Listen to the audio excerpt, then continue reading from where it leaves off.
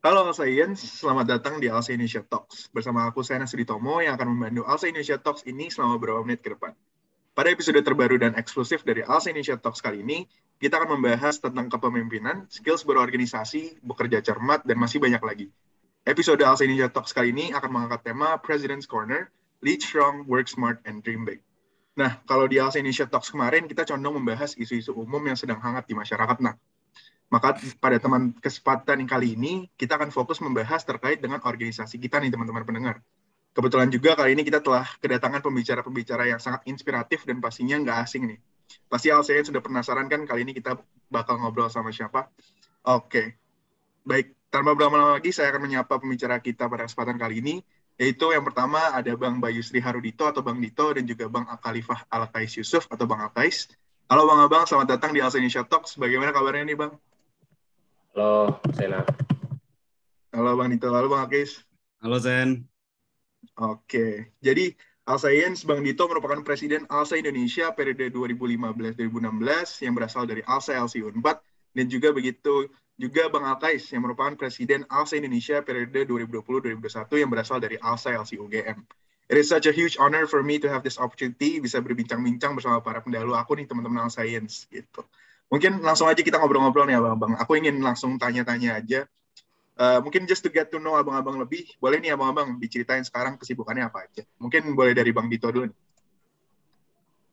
Oh ya, thank you Sena. It's such an honor for me as well untuk ketemu Bang Sena dan Bang Alkais. Udah lama nih nggak berjumpa ya kan, gara-gara Omicron ini. Kesibukannya sekarang ya gawe aja sih di kantor, fotokopi, print, sama ngirim-ngirim dokumen lah. Oke. Kalau Bang Alkais gimana nih? Halo Zen. Halo Bang. Mr. Presiden. Waduh. Kalau kita sama sih kadang ngebantu Bang Dito juga kalau kertas lagi habis Bang ya. Kirimin ke Bang Dito. Enggak, gawe juga ya, sama gawe juga. Alhamdulillah. Oke, berarti lagi ada kesibukan kerjaan ya Bang sekarang. Betul. Oke, mungkin Sena kesibukannya apa ya Sena nih? Waduh, kesibukannya mungkin fokus di organisasi Alsa dulu nih Bang. Oh, iya. Kebetulan tapi sekarang udah nggak lupa kan? Akademik nggak lupa kan?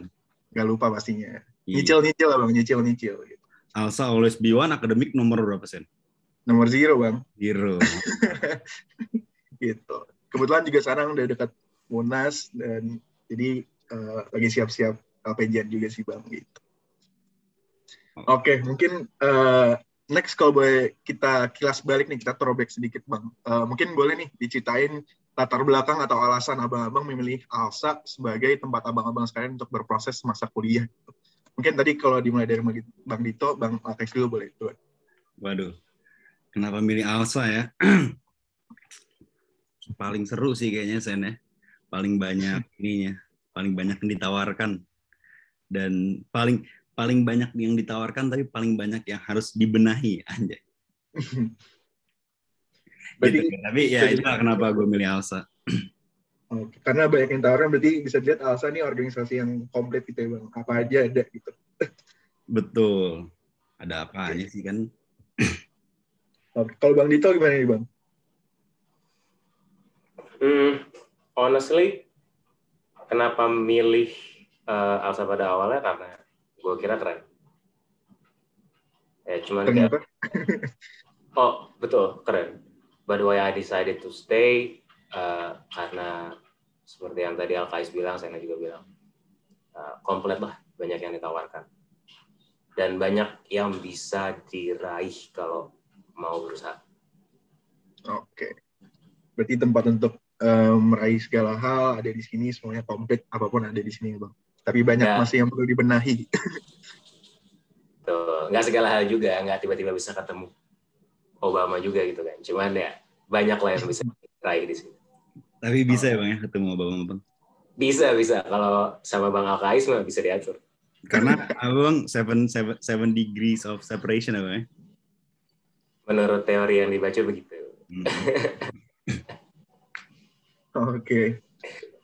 Nah, mungkin kita next ke pertanyaan selanjutnya nih Bang. Menurut abang-abang sekalian, apa sih yang membedakan ALSA dengan organisasi mahasiswa lain yang ada di Fakultas Hukum nih, Bang? Mungkin Bang Dito boleh, Bang. Aduh, halo teman-teman FA4. Gua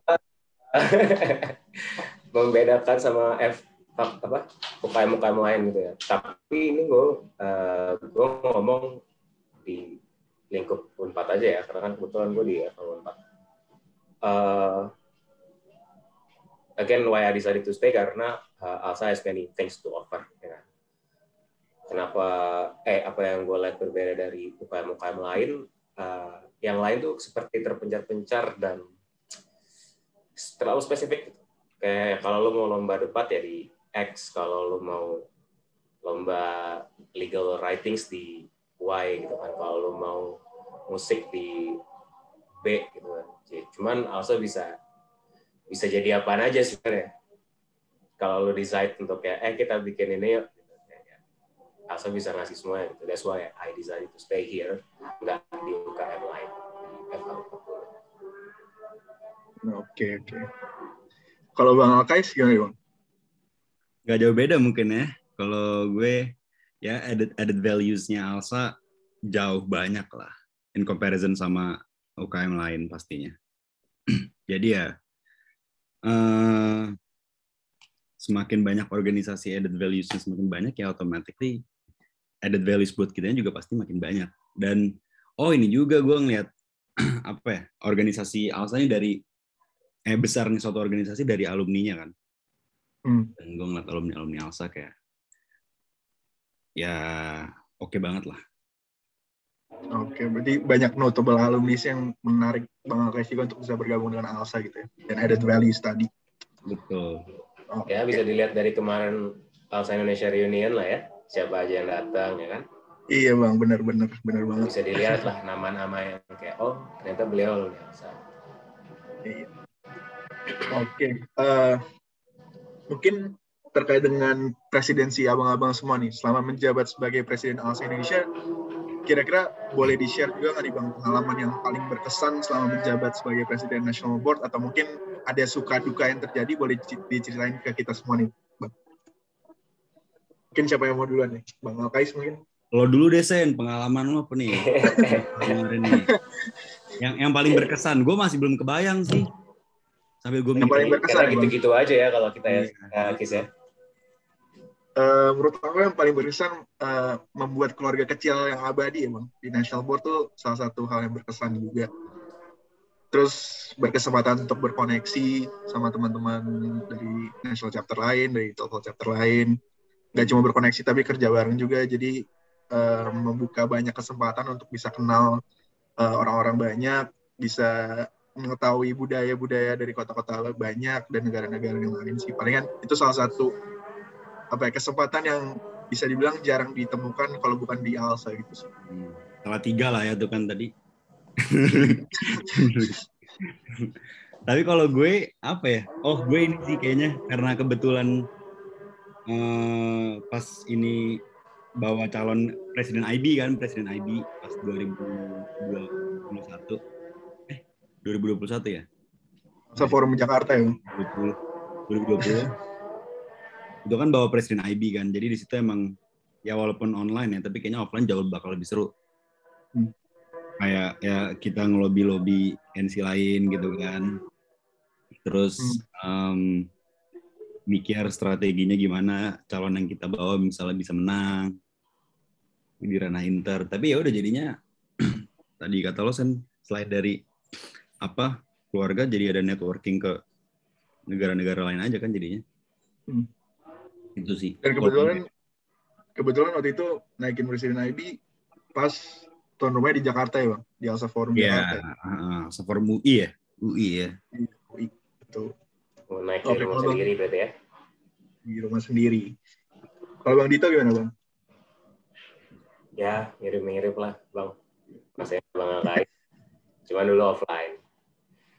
Kayak ya suka duka banyak lah ya dalam tiap tahun, tiap kepengurusan pasti ada yang mirip, ada yang beda-beda. Tapi ya kalau ditanya hal yang berkesan itu sih I get to make a lot of connections networking, terutama yang surprisingly sampai sekarang masih kita jaga. Oke. Mungkin in terms of suka duka nih Bang Alkes kan bisa dibilang national board pertama yang harus merasakan pandemi COVID-19 atau harus beradaptasi dengan pandemi COVID-19. Nah itu boleh diceritain juga tuh Bang, gimana caranya Bang Alkes memimpin organisasi sebesar ALSA yang harus beradaptasi dengan pandemi COVID-19 pada saat itu. Banyak belajar dari Bang Dito sih gue. Mantap. Gimana gue jadi kan awalnya emang semua diprediksi itu kan offline kan awalnya tuh. Oke. Jadi kayak ya rencana kerjanya tuh masih offline sampai mau TW Rapim. Terus pas sudah beberapa minggu sebelum Rapim, nih bau-baunya bakal online. Jadi ya udah kita pivoting semua jadinya San. Dan ya sebenarnya emang jauh lebih mudah aja untuk perihal teknis ya. Mengubah dari offline ke online gitu. Tapi ya secara yang bakal jadi terancam tuh biasanya kayak secara esensi. Pasti orang mempertanyakan, ini tersampai nggak esensinya? Ini sesuai nggak sama esensinya kan gitu. Tapi ya itu tantangannya. Dan itu yang seru sih yang jadi muter otak dan yang ngebuat LC jadi makin deket juga gara-gara kan mereka ini kan unprecedented kan, jadi pasti automatically mereka saling cari tahu gimana caranya gitu. Bahkan surat edaran pertama gue aja ini perihal COVID apa 001-nya tuh. Iya. Biasanya open recruitment tapi ini surat edaran COVID ya. Edaran COVID. Oke. Mungkin next aku mau nanya in terms of leadership nih Bang, mengingat tema kita hari ini gitu. Nah, aku mau nanya suatu pertanyaan yang mungkin dapat didengar simple, tapi sebenarnya bisa kompleks gitu, bisa luas. Nah, what is leadership to you sih Bang? Mungkin Bang Dito dulu nih. Aku dulu posisi terakhirnya member sih di LC. Retiringnya pas jadi member loh. What is leadership to me? To set an example sih.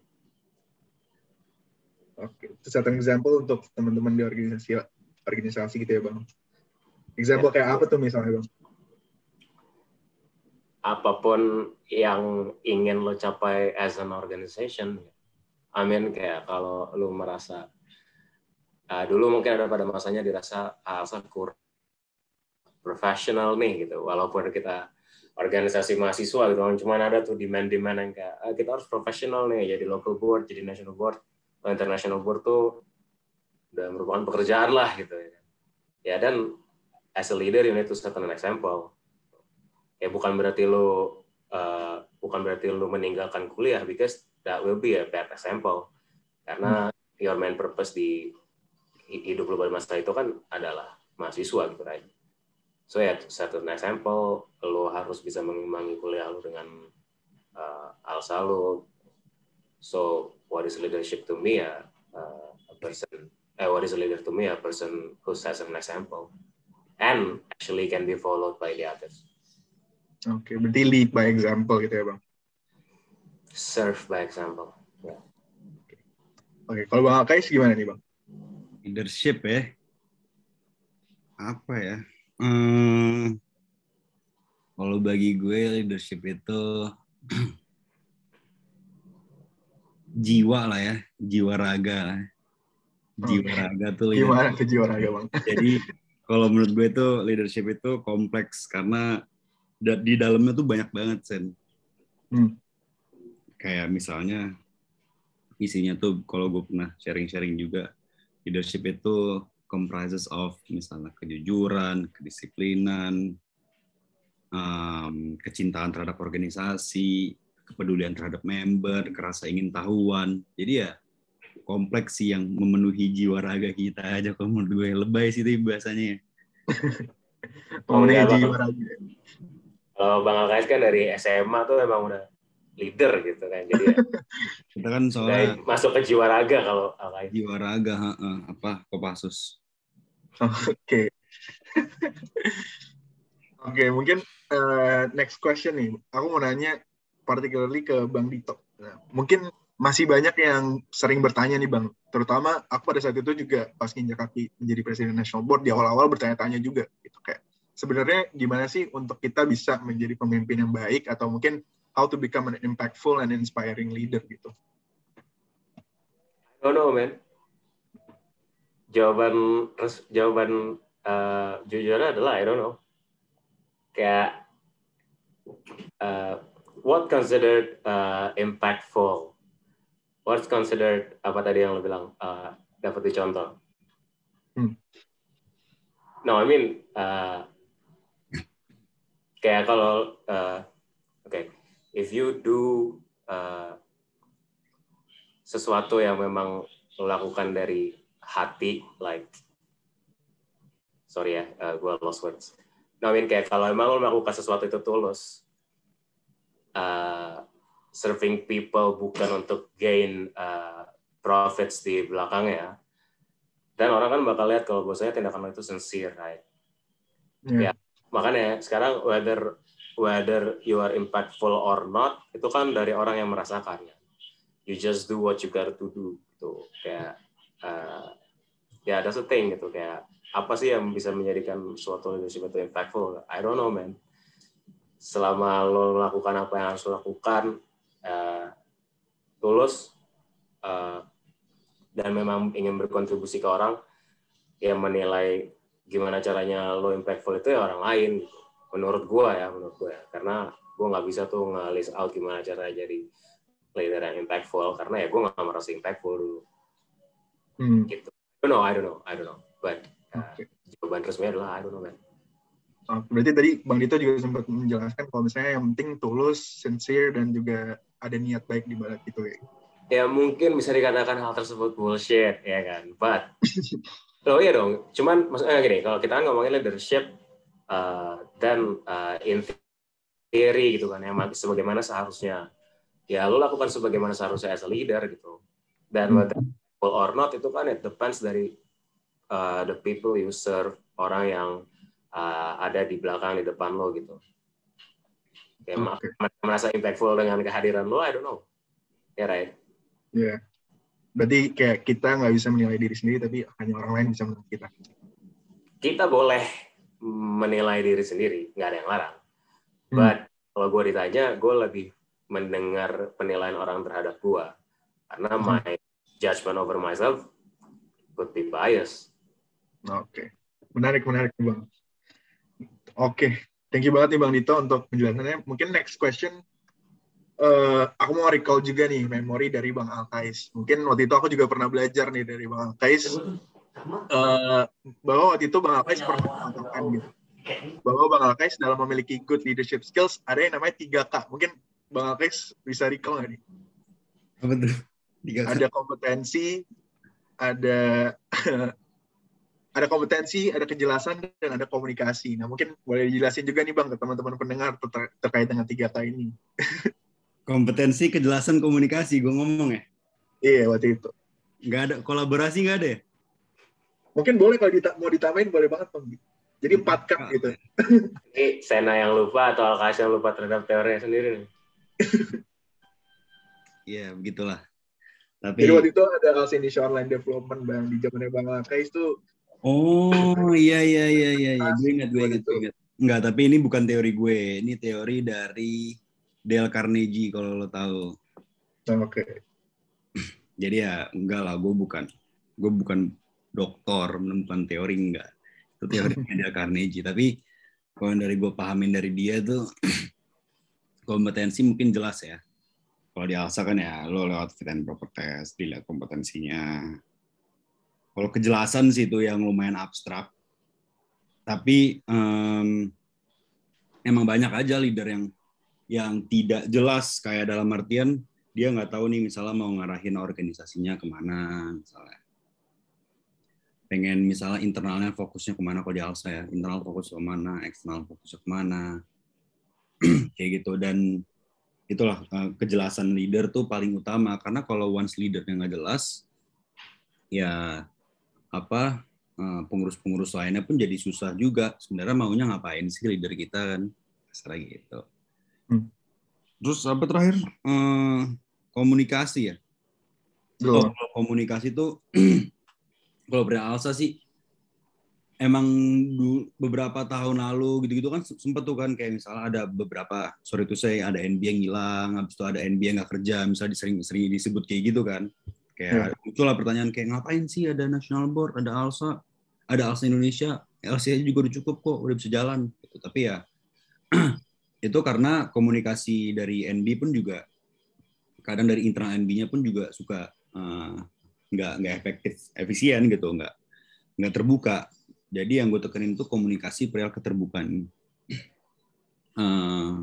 komunikasi antar national board. Kayak misalnya, let's say misal dulu tuh Caca nih kan, Caca CEO membership and alumni gue, dia mau magang ya dia kabarin gue, dia mau ngapain ya dia kabarin gue. Jadi ya gue nggak ngelarang siapapun mau ngelakuin untuk academic dan professional experience dia, tapi as long as lo kayak communicate dengan gue ya sedot aja bro gitu.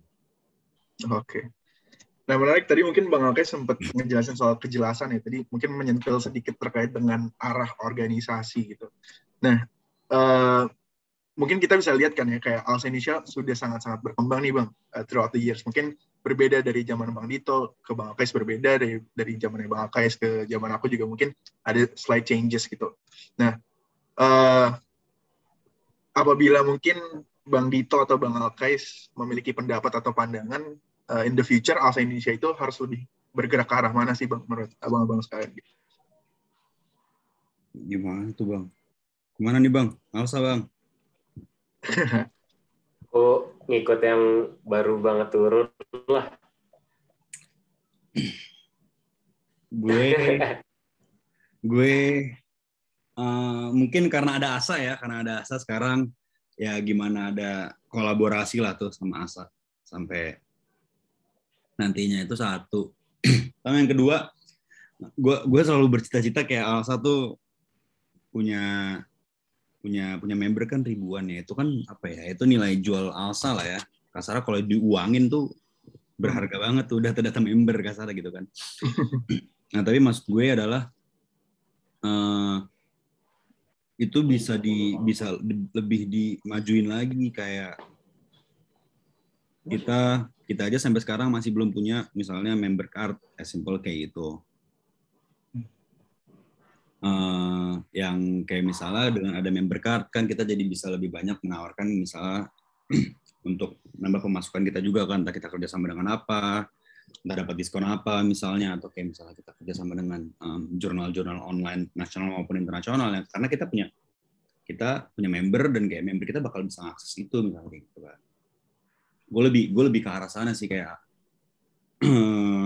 Alsa Indonesia punya ini mungkin kayak ya 3 tahun lah ya, 3 tahun 2 tahun lagi. Enggak, gue nggak mikirin yang kayak 10 tahun gitu. 10 tahun gue nggak kebayang sih kalau Alsa. Gitu sih kalau gue ngeliatnya, yang benar-benar kayak manfaatin teknologi deh. Real data itu real data. Oke, berarti masih harus ada pembenahan data, terus kolaborasi dengan alumni gitu ya Bang? Iya, data kita kan scattered banget tuh lumayan. Dan sebenarnya memang masih ditemukan kayak ada data-data alumni yang mungkin belum recorded gitu, karena mungkin karena kita udah lama juga ya Bang, dan dulu database-nya juga mungkin di zaman-zaman dulu nggak seserius itu, jadi mungkin sekarang presiden-presiden yang udah lama nggak tahu nih national board-nya siapa, jadi ini menjadi tantangan juga sih bagi kita sekarang untuk menggalang database untuk alumni gitu. Gitu. Mungkin tadi juga Bang Alkay juga sempat ngomong soal ASA, kita juga sedang membentuk ASA ya, kemungkinan insya Allah di tahun ini establish, dan mungkin nanti kita akan kolaborasi dengan ASA gitu. Kalau menurut Bang Dito gimana? Tapi Bang Dito, kayaknya kalau long run-nya gitu Bang, gue ngeliatnya juga kayak gini nggak sih? Kayak sering-sering muncul pertanyaan, kalau Alsa nggak ada, terus apa sih dampaknya gitu kan? Kalau apa, sorry? Kalau Alsa nggak ada, terus kayak apa sih dampaknya ke pemerintah, ke masyarakat gitu kan? Jadi kayak itu juga belum terlalu terjawab sih, karena kayak ya udah kita belum, ya maksud gue kan kita mahasiswa hukum organisasi mahasiswa hukum terbesar ya seharusnya di Indonesia kan.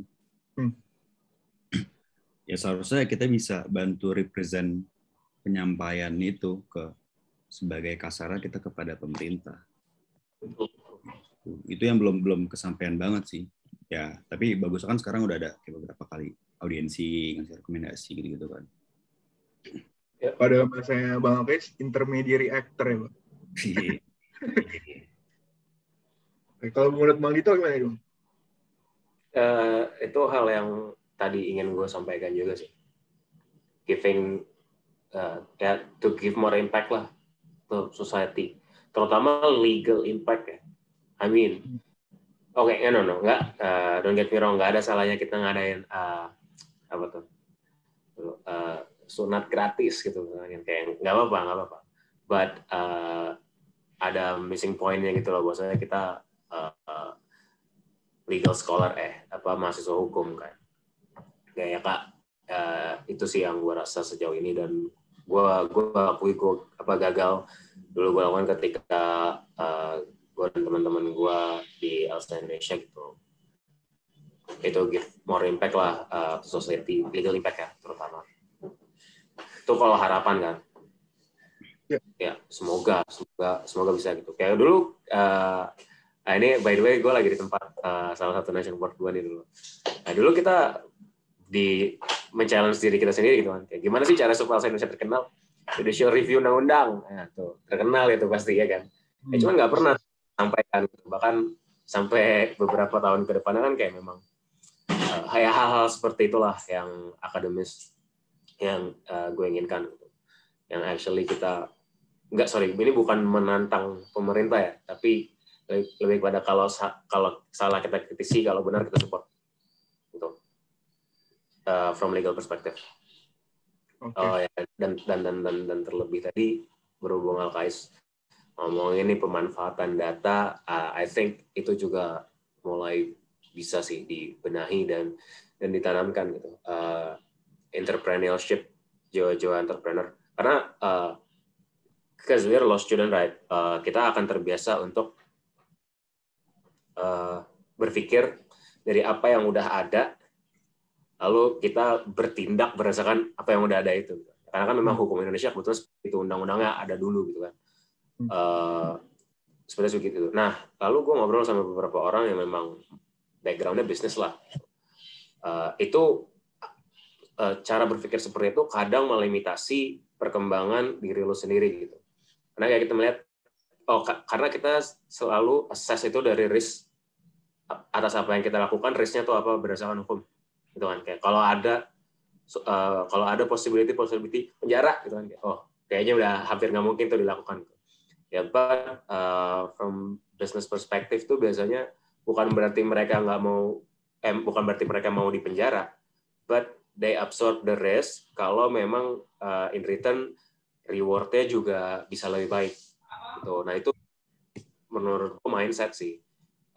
Makanya dulu di FH Unpad tuh dulu ada tuh kayak pajajaran entrepreneurship seminar gitu atau apa. Yang mana dulu gue rasa itu kok nggak penting, kayak anjir lo kan sorry for the bad word, kayak lo kan mahasiswa hukum, ngapain lo belajar bisnis. Nah ya ternyata ketika gue udah kerja, hal-hal seperti itu sangat fundamental bahkan dari mindset dan pola pikir gitu.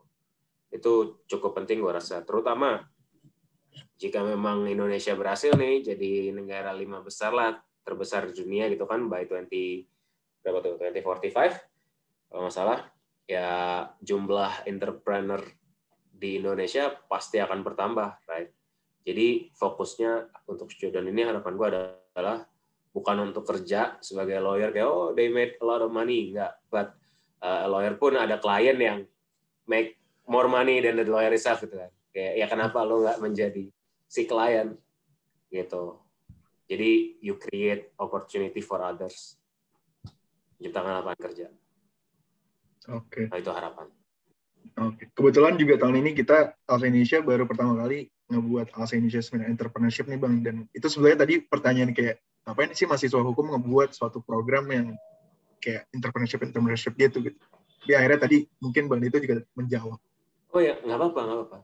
Akan selalu ada suara-suara seperti itu, gue yakin. Kalau gitu kita bimbing agar frekuensi pemikirannya sama. Oke. Gitu. Apa pentingnya? Iya dong. Akan selalu ada suara-suara seperti itu, gue yakin.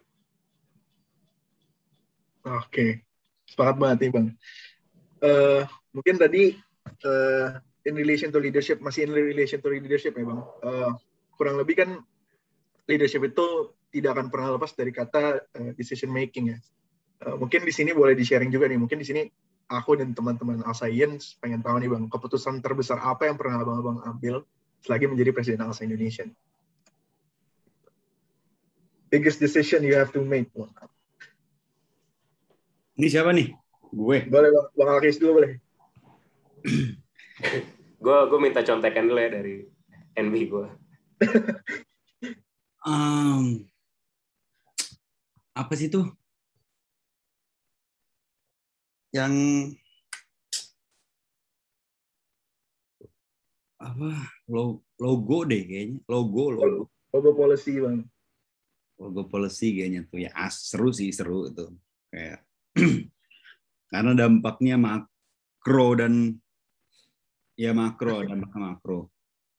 sama itu ya itu kan udah jadi cerita umum ya. Tapi yang seru juga waktu itu tuh perihal ini decision internal NB gue ada untuk perihal ASA. Ada tuh diskusi gue, Caca, Nislif, Mela sama Bruno kalau nggak salah. Yang udah kayak udahlah ini kayaknya ASA nggak mungkin jadi nih. Ini bulan-bulan Januari gitu bro. Ini ASA kayaknya nggak mungkin deklarasi nih tahun kita nih, udah kayak kita deklarasinya setelah Munas aja lah. Bayangin tuh kalau setelah Munas gue masih ngurusin deklarasi ASA kan nambah lagi PR kan. Terus gue akhirnya pas gue join diskusinya, kenapa nggak bisa? Habis itu ada salah satu bilang gini ya, karena di SOP NB itu aturannya kita kalau mau kan jadi niatnya tuh Real ASA tuh kita rencananya dalam waktu dekat akan kayak sosialisasi ke alumni officers gitu kan, dan ke director lewat Zoom.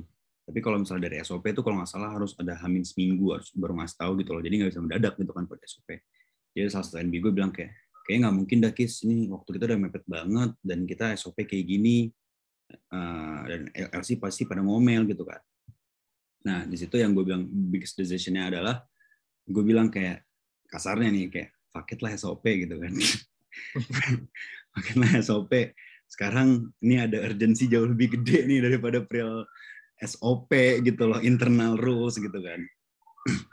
Jadi ya udah kita benar-benar kayak besok paginya gue minta kayak Caca lu ngechat semua alumni officers, Mela lu ngechat semua director, kita adain meeting malamnya langsung. Jadi kayak gue info pagi, malam meeting gitu kan. Alhamdulillah pada bisa semua gitu loh. Dan ya udah, ya tapi itu sempat kontroversi. Tapi ya menurut gue ASA bakal ngaret banget jadinya kalau misalnya tanpa itu nggak diambil keputusan kayak gitu. Itu sih. 2002 itulah keputusannya Real Logo Policy sama Real persiapan ASA. Berarti ASA itu di around Januari itu ya Bang, baru kita bikin ASA deklarasi gitu. Oh, enggak. Kayak bulan-bulan quarter sebelumnya tuh udah udah ada omongan, tapi kayak pas itu kita baru ingat, oh iya kita harus kalau misalnya pengen deklarasi harus ada sosialisasi ke ini kayak common sense aja lah, common sense kita butuh sosialisasi. Oke. Karena deklarasi di Alsa Indonesia Reunion pada saat itu ya, Februari. Sebelum keputusan itu kita kayak udah pesimis, kayaknya habis Munas dan nih gagal dan nih kita nih, bisa kayak Caca kan aduh nggak ada legacy lagi gitu. Sampai sekarang masih berjalan itu Bang. Alhamdulillah. Ya, semoga banyak dibantu ini juga Bang Dito dan kawan-kawan dan abang kakak lainnya. Oh iya, Bang Dito sempat jadi tim ad hoc ya waktu itu. Betul. Gimana tuh Bang? Mungkin boleh share itu. Akhirnya dari awal ASA hingga sekarang dilihat gimana? Ya itu sampai bosan dulu di chatin sama Caca. Tiap hari ya. ASA ya? Oh, ya adalah dulu masa gue merasa kayak gila gitu, kayak gue tiap malam minggu selain karena COVID juga ya nggak bisa kemana-mana gitu kan. Cuman tiap malam minggu ketemu orang ini lagi kayak Kak Whitney, Mas Nasyad gitu kan. Sama Caca, sama Kais tuh kan ini lagi. Dan kita actually spend like 3 hours gitu loh ngebahas HRT. I mean like ya buset kita nggak ada, ini orang-orang nggak ada kerjaan apa gimana sih? Cuman ya kayak setelah dipikir ya emang nggak bisa kemana-mana juga gitu. paling ujung-ujungnya nonton bola. Kalau lagi ada bola ya paling sambil laptop nge-zoom gitu kan, handphone taruh di bawah dikit sini nonton Liverpool. Cuman ya pada masa itu kan kita memang benar-benar nggak bisa kemana-mana. Oke. Nah mungkin tadi biggest decision you have to make apa tuh dari Bang Dito? Alkais 2 ya, aduh tadi gue baru kepikiran 1 nih, gue udah dapet contekan dari Santun kan.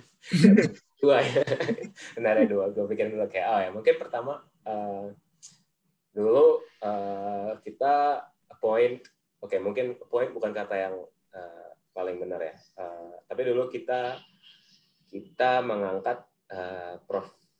Hikmahanto sebagai advisor-nya ALSA Indonesia. Itu dulu MOU-nya 3 tahun, tapi setahu gue setelah itu nggak lanjutin. Ya dulu sih gue merasa itu suatu baik decision making, karena as far as I'm aware of, waktu itu sebelum gue ALSA nggak pernah punya advisor yang dari pihak eksternal. Gitu. Tujuannya apa ya? Pada saat itu adalah pemikiran-pemikiran yang kami rasa kayak oke nih untuk punya Prof. Hik sebagai advisor gitu. Dulu inginnya satu akademisi, satu pemerintahan, satu pihak swasta gitu. Cuman yang ujung-ujungnya sampai akhir kita turun yang terrealisasi hanya akademisi, yaitu Prof. Hikmahanto. Terus yang kedua, kalau Alkais dulu mundur deklarasi ASA. Kalau gue nge-cancel study trip yang udah ada di proker gitu kan, mau nggak mau kita cancel. Kenapa ini big decision making? Karena ya kebetulan gue agak cukup inilah dengan chauvinis lah istilahnya, kayak dengan negara sendiri gitu kadang-kadang. Jadi kayak kita National Board gue dulu menjadikan study trip itu sebagai ajang juga untuk kita promote Indonesia. Right? Study trip yang hasil adalah study trip yang diadakan di Bali, itu sudah pasti. Itu orang pasti banyak dan lain-lain ya. Pasti. Kita nggak mau hanya promote Bali karena memang Indonesia pasti ada tuh banyak tempat kan. Akhirnya setelah berbagai diskusi muncullah kita plan untuk ke Pulau Seribu. Gitu. Karena adalah anak ALSA yang juga merupakan abang None tuh, abangnya dari Pulau Seribu gitu kan. Ini adalah kita akses ke sana. Dan ya udah peserta udah terkumpul, niatannya baik gitu kan untuk promote tourism Indonesia juga. Tiba-tiba ada bom di Jakarta. Bom mana ya? JW Marriott ya? Bom Tamrin. Bom Tamrin. Itu like seminggu 2 minggu sebelum study trip. Dan benar-benar keluar dari pemerintah negara ALSA lainnya ya dulu, mostly majority itu travel warning ke Indonesia. Iya, jadi kayak ya mau gimana lagi gitu, untuk daripada mereka datang ke sini lalu mereka nggak bisa pulang ya kan? Ya udah, terus maksudnya pada saat itu kalau gue agak lupa ya mekanisme yang dulu diambil kayak gimana. Hanya saja memang kalau nggak salah waktu itu ada rapat director juga sih. Intinya ya kita sifatnya bukan minta izin untuk ngebatalin, enggak, tapi lebih kepada pemberitahuan sih, bahwasanya ST kita batalin ya. Ya karena memang there's nothing we can do about it anyway, menurut gua ya pada saat itu. Karena ini kita ngomongin masalah safety dan lives of people yang datang ke sini gitu. Ya who knows kan, siapa tahu bakal ada lagi, right? Kayak bom Bali 1, bom Bali 2 gitu kan tiba-tiba. Ya we don't know pada masa itu, dan bukan diundur bahkan, tapi ya, mau ngomong kita cancel sih pada saat itu. Itu dulu sempat ketar-ketir juga tuh kayak kan. Proker kita tidak jalan gitu kan, kayak wah ini harus kajian gitu kan. Ya kan kalau MD kan dulu pemikirannya gitu-gitu ya kan, kayak aduh proker nggak jalan nih, ditolak gitu. Ya cuma ternyata ya menurut kami reasoningnya sangat masuk akal, dan kalau lu malah menolak untuk nge-cancel ini, justru itu yang harus dipertanyakan.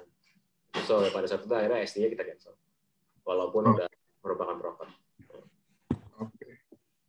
Menarik juga nih Bang, sebetulnya karena efek-efek hal-hal peristiwa kayak bom gitu akhirnya bisa cancel proker gitu. Nah kalau nggak salah juga Bang Alkais menunda NMCC ke-24 ya, itu menjadi decision terbesar juga kayaknya. Iya. Ya ada baik nggak baiknya lah. Baiknya adalah di Januari itu Januari Februari tuh NB lagi sibuk-sibuknya pasti kan. Banyak banget deh proker di Januari Februari, agenda apapun banyak banget. Dan nggak ada NMCC, jadinya alhamdulillah yang lain bisa terlaksana dengan lebih baik gitu, lebih kondusif secara kualitas. Tapi ya buruknya ya sempat kita jadi harus muter balik otak, belajar juga kayak kan ngerancang untuk ini kan apa komisi C-nya kan dari aturan untuk NMCC-nya kan apa sih namanya Juknis ya Perkom Juknis gitu kan. Nah itu juga tuh yang jadi rada butuh mikir lagi Munas. Oke, mungkin next nih pertanyaan untuk Bang Dito. Menurut Bang Dito yang mana perlu lebih didahulukan sih Bang buat suatu organisasi? Visinya, core values-nya, atau misinya? Atau mungkin ketiga hal itu harus berjalan dengan berdampingan? Apa tuh Sen bedanya visi, misi sama core values? mungkin visi atau kalau di ALSA mungkin kita harus berkaca pada 4 pillars kita atau gimana kayak gitu. Yang mana yang menurut Bang Dito harus didahulukan? Kenapa harus ada salah satu yang didahulukan? Bukannya 3 hal tersebut berkesinambungan ya seharusnya? Oke, berarti menurut Bang Dito itu harus berjalan berdampingan ya Bang? Oh bukan, itu bahkan sesuatu yang bentuknya sifatnya harusnya subordinat ya. Subordinat ya. Nah anyway, maksud gue gini loh. Ya core values kita apa sih? Core values apa ALSA gitu kan? Akademik, lah sih lupa ya itulah internationally minded dan lain sebagainya. Lalu kita mau bilang nih visi menjadikan ALSA sebagai promotor tourism Indonesia kan nggak masuk gitu. Sedangkan misi itu kan adalah kalau konsep gue ya misi itu adalah cara mencapai visi lo gitu kan. Dan ya visi itu makanya gue kan tadi sifatnya subordinat karena seharusnya visi itu adalah visi lo untuk setahun ya. Maksudnya visi lo sebagai presiden ketika presentasi kan biasanya visi untuk setahun atau bisa lah di-extend. Ini maksud gue ya, mana yang harus didahulukan, semua itu akan berjalan bersamaan dong. Karena misi lo untuk support visi lo pun base-nya diambil dari core values suatu organisasi tersebut. Ya nggak sih? Betul Bang. Gue yang salah ya? Betul Bang. Betul. So, mungkin ya. Teman-teman pendengar atau mungkin nanti ada future leaders di ALSA bisa dengar juga nih pernyataan dari itu buat saya itu berentet gitu, di mana yang misi nge-support visi berkaca dari 4 pillars atau mungkin core values yang kita punya as an organisasi. I mean mungkin saya tahu lah ya, makanya setahu gue kan ada filantropi ya yayasan lah. Memang kan tujuan kita adalah untuk berkontribusi kepada masyarakat gitu kan dari segi hukum. Terus tiba-tiba gue ngadain program kerja gitu kan kayak jalan-jalan ke Ragunan gitu. Untuk apa? Karena memang bukan itu tujuan dibentuk gitu. Jadi ya my take adalah itu bukan sesuatu yang harus mana yang didahulukan, tapi semuanya itu kalau lo melakukan misinya benar ya semuanya tercapai. Oke. Berarti berjalan bersamaan seperti itu ya Bang. Oke. Berjalan bersamaan. Betul. Oke, mungkin Bang Alkis ini pertanyaan untuk Bang Alkis nih Bang. Apa sih satu kesalahan yang sekiranya sering dilakukan oleh seorang pemimpin? Wah, bukan dilakukan gue kan gitu kan. One most common mistake yang dilakukan oleh leaders. Rasa puas sih menurut gue. Rasa puas. Itu the most common one. Rasa puas. Ini gue pernah share juga ke lo kan kayak misalnya dalam udah mau setengah tahun menjabat gitu kan. Kayak kita melihat ke belakang setengah tahun kita kayaknya alhamdulillah sukses nih. Tapi ya setengah tahun ke depan kan bisa aja kayak berubah banget gitu kan. Kalau misalnya emang kita purely ngerasa puas, cuman kayak pegangan ke Rapimnas, proker yang kita tawarkan di Rapimnas, ya udah kita bakal jadi ya so-so aja lah, ataupun malah bisa jatuh. Tapi kalau kita masih ngerasa kayak, kayaknya ada yang kurang deh, kayaknya ada yang missing deh.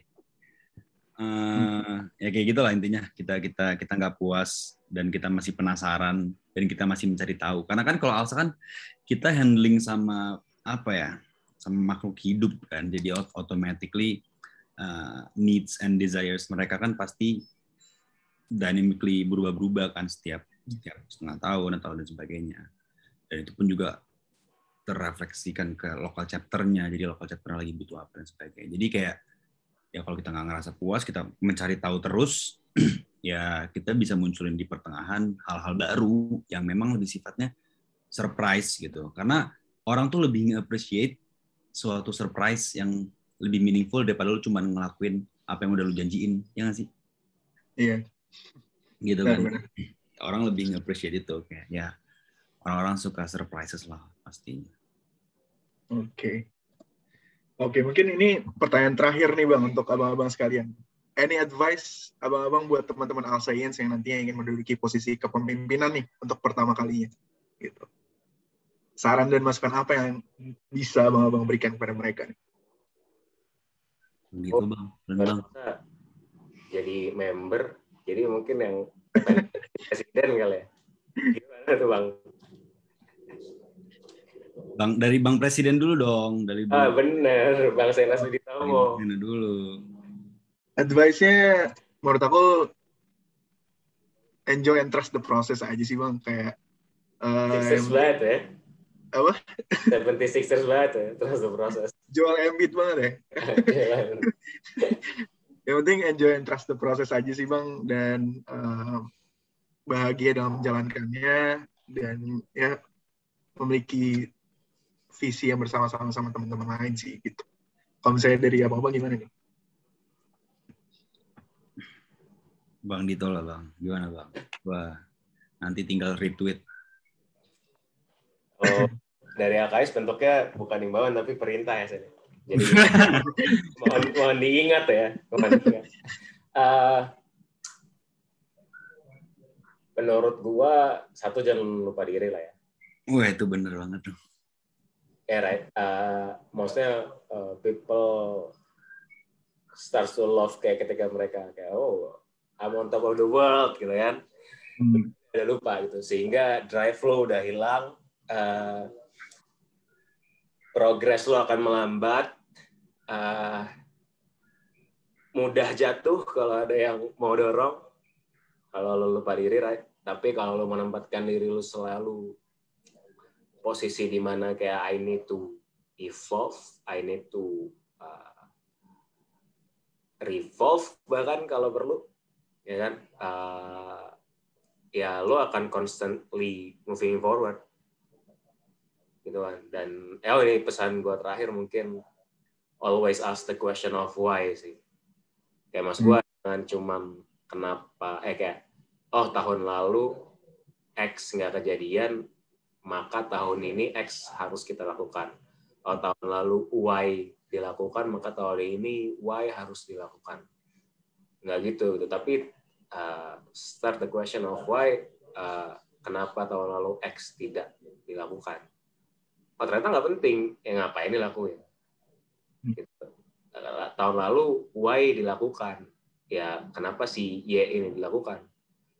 Pas lu pikir-pikir, ternyata nggak penting juga, sama aja kayak X. Bahkan bisa dilebur.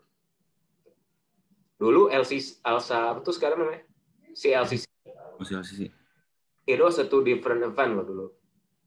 Dan ini salah satu saran gue ke National Basketball setelahnya, kayak untuk apa dipisah, kenapa nggak digabung aja? Dan sekarang digabung kan kalau gue nggak salah. Ya, sekarang Al-Shakir Legal Coaching Clinic. Iya, true. Dulu soal Al-Shakir tuh bentuknya like bikin perpustakaan, gitu. Kayak bangun masjid, kayak bangun masjid kayak nggak pernah. Sorry, bukan sunat masal juga, cuman kayaknya waktu itu periksa dokter gigi pernah deh, kayak periksa dokter gigi gratis gitu. Kita ini kan anak hukum, kayak kenapa acara-acaranya sedikit yang berhubungan sama hukum. Itu udah ada Bang di LCC kan, Legal Coaching Clinic. Iya, kalau gitu ngapain rasa kira diadain? Satu buang-buang duit, satu buang-buang tenaga, gitu kan. Meaningful-nya kurang dapet di Al-Shakira. Dan ya udah, kebetulan sekarang digabung gitu kan. So ya, dua itu sih kalau lebih ntar kebanyakan tuh. Jangan lupa diri sama selalu bertanya mengapa. Gitu. Why? Terhadap apapun. Kenapa tuh Bang? Iya. Bertanya kenapa ini kan? Oh, iya, betul. Kalau lo mau memahami sesuatu, menurut gue akan lebih baik ketika lo paham dari dasarnya. Betul. Iya. Soal dulu gue menerapkan ini sampai gue berhenti di pertanyaan why. Jawabannya adalah kehendak Tuhan. Nah itu gue udah berhenti. Ya karena mau gimana lagi, mau gue jawab apa lagi gitu. Ya mas gue, kenapa sih dia begini? Oh karena misalkan ya karena dia anak terakhir gitu, manja gitu. Oh ya kenapa dia anak terakhir ya udah kehendak Tuhan, mau gimana lagi. Oh ya dong. Saya biasanya gue akan berhenti sampai di pertanyaan why yang jawabannya ya udah itu udah kuasa Tuhan, mau gimana lagi. Kenapa dibom ya mana gue tahu kan. Kenapa jangan ini mana gue tahu men. Ya gitu itu kayak itu udah di luar kuasa gue lah at least. Gitu. Jadi ya udah I stop questioning ketika jawabannya sudah sesuatu yang di luar kuasa gue. Oke, menarik juga nih Bang. Mungkin kalau menurut Bang Alkis gimana? Advice nih Bang. Sebelum jadi pemimpin, tadi itu yang kata Bang Dito bener tuh. Gue sempat ke-trigger pas Bang Dito ngomong tujuan pembentukan. Kayak ya sebelum memimpin ALSA lo harus tahu dulu nih tujuan pembentukan apa, intention of this enactment-nya apa. Jadi baru TK ALSA diarahin kemana. Jadi ya intinya sebelum mimpin lo harus punya keresahan. Gak cuma buat presiden tapi buat seluruh NB. Gitu. Dan ketika mimpin, ya tadi betul tuh, jangan lupa diri. Jangan puas diri juga tadi yang sempat gue share. Sama ini sih, harus, kalau bahasa Palembang tuh calak. Kalau dari gue, harus calak jadi pemimpin tuh. Ya harus pinter cari opportunity, harus kerja cerdas, harus berani ngambil keputusan, lihat kalau misalnya ini gue langgar, apa dampaknya, lebih baik apa dan sebagainya gitu lah. Tapi kalau lo bisa pelajarin apa itu calak, lo jadi orang calak itu cocok aja jadi pemimpin. Oke. Dari seorang ngomong kita ya Bang. Gitu, iya. Lo tau calak? Aku coba Google dulu kali ya, calak apa ya? Calak. Mungkin nih teman-teman Unsri bisa, ya kalau yang denger nih, bisa nih. Gitu. Ya mungkin dari advice abang-abang ini juga bisa ngasih tahu banyak ya ke teman-teman calon pemimpin di ALSA nih. Gak cuma Presiden National Board, kayak Bang Dito, Bang Alkais, tapi mungkin juga ke teman-teman di local chapters, mungkin dalam menjalankan proker jadi project officer, atau mungkin jadi director, jadi VD, dan posisi-posisi lainnya gitu. Oke, I guess that sums up the podcast for today, Bang. Menarik banget semua diskusi yang juga ngobrol-ngobrol bareng tadi, dan senang sekali nih karena banyak banget insights, pengalaman menarik, dan motivasi baru yang diberikan, dan tentunya dapat membuka pandangan teman-teman ALSAians, dan tentunya aku juga terkait dengan ALSA lebih jauh gitu. Dan hasil ngobrol-ngobrol santai tadi bersama Bang Dito dan juga Bang Alkais dapat disimpulkan juga bahwa bergabung dalam ALSA dapat dikatakan sebuah kesempatan yang sangat berharga bagi setiap anggotanya. ALSA as an organization memiliki banyak perbedaan dengan organisasi-organisasi kampus lainnya. Sebagai organisasi yang besar yang memiliki alumni yang banyak, berskala internasional, dan berfokus pada akademik, khususnya di bidang hukum, yang membuat ALSA memiliki branding tersendiri yang tentu saja menarik. Dari Bang Dito dan Bang Alkais, mungkin para pendengar bisa mendapatkan point of view baru nih mengenai gambaran tentang bagaimana memimpin sebuah organisasi yang besar seperti ALSA. We have talked about leadership, management dalam memimpin sebuah board, decision making yang pernah diambil, dan lain-lain. Dari diskusi tadi, kita jadi tahu bahwa sudah banyak perkembangan atau pembaruan yang terus dilakukan oleh ALSA Indonesia, baik dari zaman Bang Dito hingga zaman Bang Alkais kemarin. Nah, salah satu hal baru yang saat ini kita coba kembangkan adalah Alumni Society of ALSA Indonesia, yang dimana ALSA ini merupakan suatu wadah untuk alumni kita juga.